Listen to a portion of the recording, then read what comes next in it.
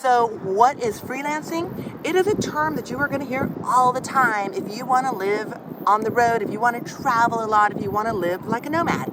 And it is much like travel, it is not a state of finance, it is a state of mind. Now, freelancing is kind of a catch-all term for gigs and side hustles, any kind of self-employment that maybe requires contracts, clients, that kind of thing. How do you get to the mindset of freelancing? Is it for you?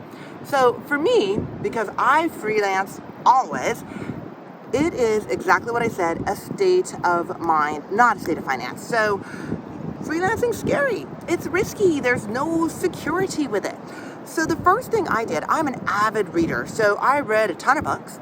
Secondly, I then did all of the exercises and the workbooks and the companion things that went with them. And the third thing I did was then followed it up with this amazing Coleman assessment. I'm putting all those links in the bottom so you can check them out, including my recommended reading list. And then you kind of figure out, what am I good at? What am I passionate about? Because here's the real thing about freelancing. It's going to take at least a year or two of working your plan, working your passion to be successful. You will be successful, but you better be passionate, you better have a plan, and you've got to work it. So I hope that some of these things resonate with you. Please check out the link. If it does, save, share, and let me know what kind of freelancing gig you do. Cheers.